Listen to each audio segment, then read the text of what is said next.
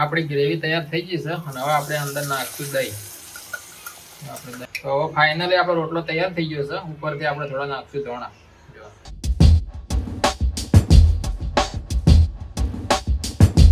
તો ફાઇનલી જો આપણે ઘણા ટાઈમ પછી આપણા યુટ્યુબનો વિડીયો બનાવીએ છીએ અને તમે વ્લોગ સમજો તો વ્લોગ સમજજો અને રેસીપી સમજો તો રેસીપી સમજવાની.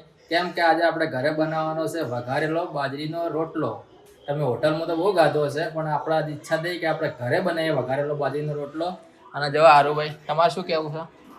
વ્લોગ વિડીયો ચાલુ કર્યો કે જેમાં આરુભાઈને બહુ ઈચ્છા હતી વ્લોગ. તો ગાઈઝ આવા આપણે દરરોજ વ્લોગ આવશે નહીં આવે તો આપણે નહીં કહેતા પણ અમુક વાર આપણો વ્લોગ આવતો રહેશે. તો આપણે યુટ્યુબ ચેનલને સબસ્ક્રાઈબ કરી દેજો અને વિડીયોને લાઈક કરજો. આજે આપણે બનાવવાનો છે વઘારેલો બાજરીનો રોટલો. તો એના માટે જો આપણે બધી તૈયારી કરી દીધી છે. આ છે મસ્ત વઘારેલો બાજરીનો રોટલો. એના આપણે નાના ટુકડા કરી દીધા છે અને બધો સામાન તમે જોઈ લો. લીલા મરચાં, ધોણા, આ છે લસણ, આ છે ટોમેટું, આ ડુંગળી છે. આ છે જો અમૂલનું દહીં.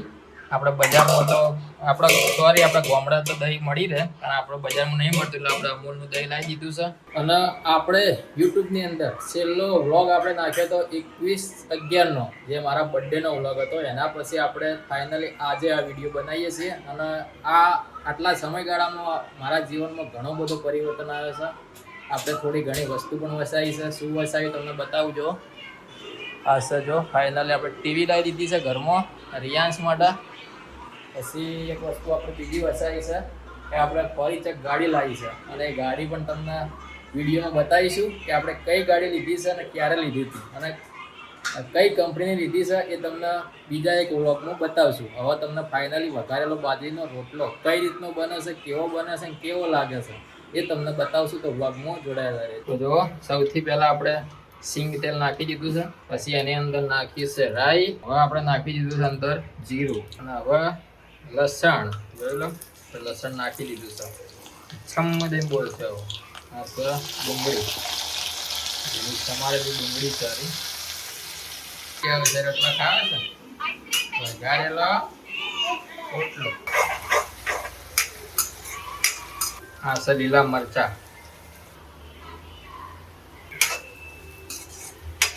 જો ડુંગળી વસ્તુ ચડી ગઈ છે એટલે હવે આપણે અંદર નાખીશું ટોમેટા. નાખી દઈશું મરચું. તમારે જેટલું તીખું ખાવું એટલું નાખવાનું. આપણે વધારે તીખું નહીં ખાતા. જો આવી ગયું મરચું. ઉપરથી થોડું નાખ્યું મીઠું માપનું રસ.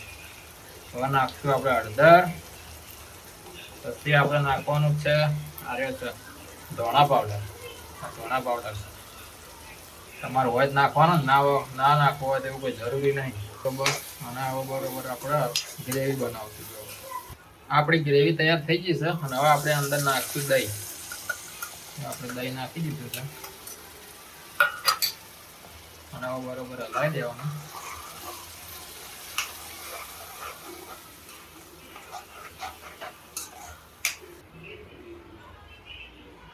તો આપણી મેન વસ્તુ બાજરીનો રોટલો.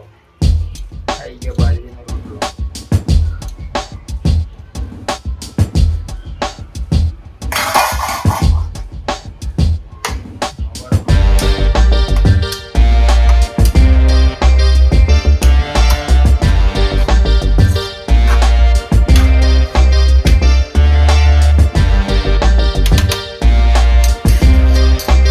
આપણે ઉપરથી થોડો નાખશું ગરમ મસાલો. જો આપણે ગરમ મસાલો. તો હવે ફાઇનલી આપણો રોટલો તૈયાર થઈ ગયો છે. ઉપરથી આપણે થોડા નાખશું ધોણા. જો આવી ગયા ધોણા સરસ મજાના. કોઈ બી વસ્તુ હોય એના પર ધોણા નાખવા જરૂરી છે. જો આ ધોણા આવી ગયા. તો ફાઇનલી આપણો બાજરીનો રોટલો તૈયાર થઈ ગયો છે અને આ રોટલો તમે ગામડામાં ખાશો ને તો બહુ મજા આવશે. આપણે આજે બનાવ્યો છે બાજરીનો રોટલો. ગામડામાં તો બધી વસ્તુ ઘરે જ મળી રહેતી હોય પણ તમે જો બાજરીનો રોટલો આપણા ગામડામાં દરરોજ ખવાતો જ હોય પણ કોઈક વાર આવી રીતનો ટ્રાય કરજો.